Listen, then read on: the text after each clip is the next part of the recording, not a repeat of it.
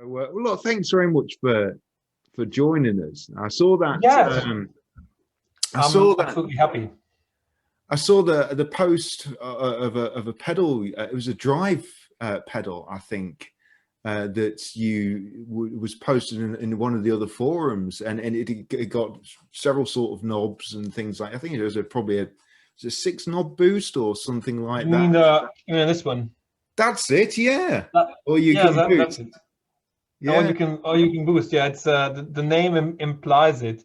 It's yeah, it's a funny thing. It's actually the first pedal, the first design I was working on, because I wanted to do some.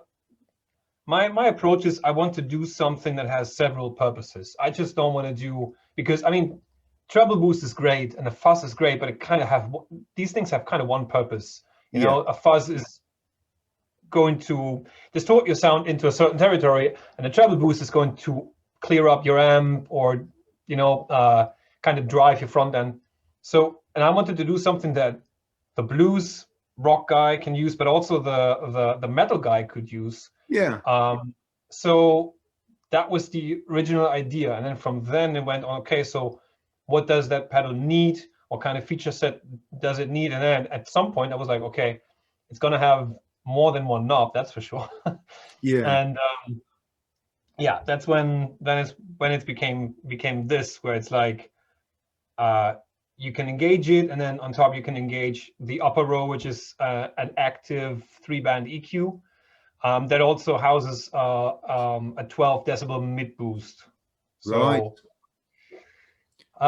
it's pretty fun, and the feedback so far has been great. That's been absolutely great from players. I have this one retailer here in Germany that ordered a couple, and he's got great feedback. So right now it's looking good. For yourself, what sorts of guitars did you get into as a youngster? What were your influences? My influences, as far as, well, my musical influences are, they're pretty wide.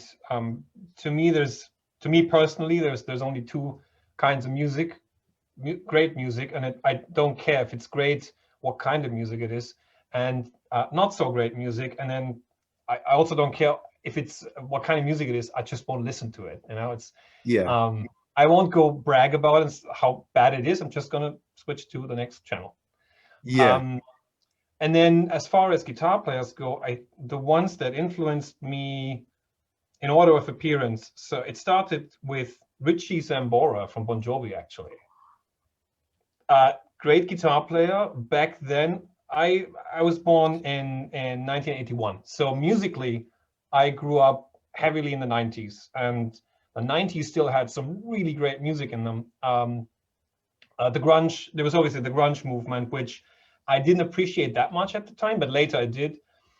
But yeah, it was listening to a Bon Jovi record that really was like, wow, that's a great guitar sound, and it's great songwriting as well. So to me, that was kind of a wow, that's a great thing. And I learned about Richie's influences, which were obviously, there was some Hendrix in there, there was lots of Clapton in there. If you listen to his solo records, there was Stevie Ray Vaughan in there, a couple of other things. So me and my oldest friend back then, we started a band, and we started with Bon Jovi covers. He played keyboards, and it was kind of fun. But I took the guitar more serious when the first time I heard Ty Tabor from King's X. Ty Tabor is, a friend of mine had that record going, the Dogman record. And I remember hearing that guitar, and I was like, what the hell is that? It's like, is that even a guitar? It sounds so good. I had goosebumps immediately. And it's like, who's that? It's that Ty Tabor from King's X. And then I ate all the stuff from King's X. I took it all inside, and I decided I need to take guitar more seriously. I need to practice more. I need to somehow, it was just one bended note, and there was so much feeling in there, and I was like, okay, I got to get to that point. And that's when I really took it serious and started practicing every day, and I listened to all kinds of stuff, proggy music, because back then King's X was still considered to be kind of art, prog rock, and at some point, I think at some point with like 17 or 18, I was even able to play entire Dream Theater songs. It's that much how I practice. Yeah. So yeah, I think these are my main influences. And then later, when I discovered the guys that are not so much known to the wider audience, that's when, yeah, it's like when I discovered Mike Landau, for example. Mike Landau, I think, is, if I had to choose one, he's my all-time favorite. The musical vocabulary this man has is just, it's just from somewhere else. And he played on so many records. You can literally hear him.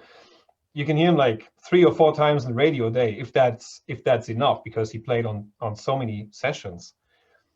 So yeah, I think these are my influences. They are very blues based, sort of. I mean, Sambora, Clapton, Stevie Ray, Ty Tabor is also somebody who has his blues roots. So I think these are the guys. We've got very similar tastes, similar-ish sort of age. I was born in 72, but I remember growing up in the 90s. And for me, the 80s were, I first got into Eric Clapton and Mark Knopfler. That just switched my head on to the guitar world and what was guitar. But I wasn't really into Guns N' Roses and that sort of thing, but I am now. You know, I'm into that sort of thing now. So it's funny you were saying about like you didn't necessarily pick things up at the start, but going through the 90s and stuff, I think the guitar had quite a revival, and certainly in the UK with the old Britpop scene and everything. You know, great guitarists at the time. You know, Steve Craddock and Bernard Butler and people like that of that kind of ilk. Great guitarist, and they were using a lot of effects as well, like the Rat and things like that, weren't they? Yeah.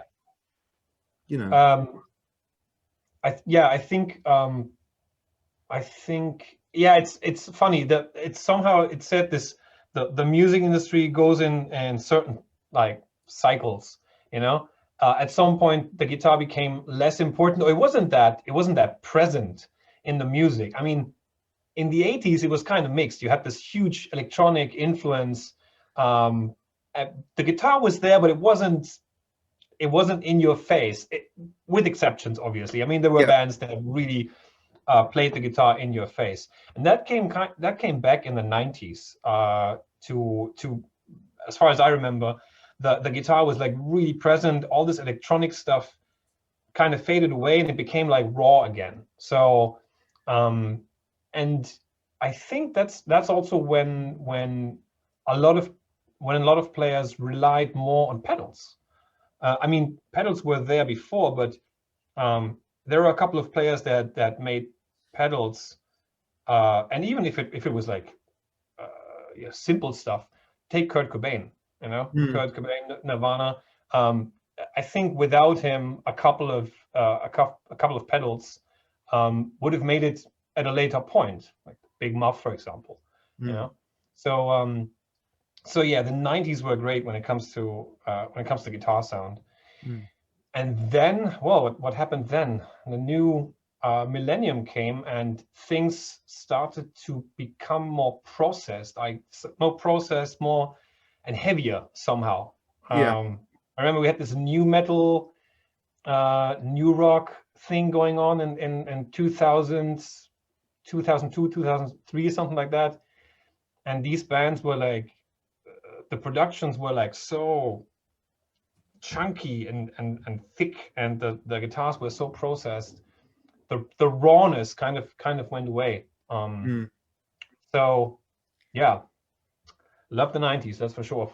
Yeah, absolutely. So when did you first get into guitar effects, as in sort of deciding that you wanted to buy a few for yourself, and then get to a point where you wanted to open one up and actually see what was going on inside? So the first time I actually played with pedals was, I think, in my very first sort of semi-professional band. which was a very blues-heavy stoner rock band. And the amplifier I had back then had a great clean sound, but the overdriven channel didn't cut it for me. So that's when I started to discover things like the OD3 from Boss, which was a great pedal back then, still is. And it kind of became my main sound, and Tube Screamer and the wah pedal. And it's like, well, for clean sounds, I need something, you know, kind of ambient. So then I got myself into buying a delay pedal and a reverb pedal, and then the faster than you can see it, your pedal board grows. Back then, I didn't even have one. I made one. Yeah, there you go. I made one myself out of just a piece of wood, and I remember Nobles had these Mountie Ps back then. You know, these things that you could put between the screw, the lower screw of an FX pedal, and then like kind of bolt it to your pedal board, the wooden board that you had. So it looked like a mess, but it worked. And as far as opening things, I should mention that I'm pretty new to the industry as a manufacturer, as a pedal builder, but I am an MI industry professional for a little bit more than 22 years now. I started working in MI in '98 in a very small store, very small retailer in my hometown. While I was still going to school, and then when I finished school, I didn't know what to do. I didn't wanted to go study right away, so I just went then and made an apprenticeship as a sales guy, 2.5 years, and in that time I learned, because it was a small store, we had to do everything. I learned how to set up guitars, how to repair things. Selling obviously was the biggest part of it, and I never really left the industry. So to your question, opening things, I was during my career, I was involved in the development of several products. So I worked with development teams, not on the engineering side, but on the development side, like using my ears and my hands to tell the engineers it should be like this, it should sound like this. And I've worked with DV Mark, if you're familiar with DV Mark. So I helped them create two different amplifiers that they released. When was that? 2009, 2010. It's like a kind of a compact Tube M series, and they have a great design team. I mean, these engineers, I told them how it should sound for the stuff that they wanted. And they went to their lab, and then 30 minutes later they came back, and it sounded like it. So really smart guys. Wow. I've worked with Blue Guitar, Thomas, who is a great guy. Helped him with the latest Blue Guitar Amp 1, the Iridium edition, which is kind of a heavier oriented amp. I was working with diesel amplification as well on a couple of things. So on the engineering side, on the development side, I have a lot of experience. But opening a pedal and really checking what's going on, that's kind of recent. That happened last year, actually. Yeah. Well, there's been a lot. There's been a lot of builders that have started last year and are already making them a name for themselves. I mean, Pat Brown at Collector Effectors in the States, he's making some fantastic fuzzes, you know, and his Mark 1 is just fantastic. And he started last year, you know, and he's getting quite a following.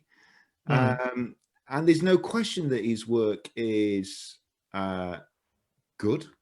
And the same with yourself. Do you know what I mean? You clearly know what you're doing. You're clearly making a great pedal. You're getting those top quality reviews from the retailer you're supplying and stuff like that. So I think, yes, years of building and experience does come in, yes. But even Josh Smith started somewhere, didn't he?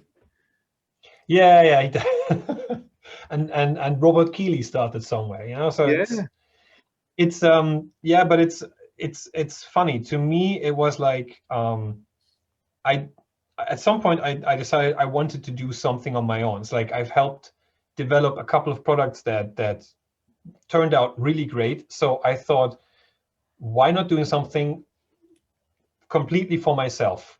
The question was what? I was looking into the guitar market and I was like, no, the guitar market is, I mean, the effects pedal market is saturated. There's no doubt about that. But the guitar market is even more saturated in a way where there's so many different tastes, and either you hit it or you don't. And with guitars, bit more it's a bit more difficult in my opinion, because Mm.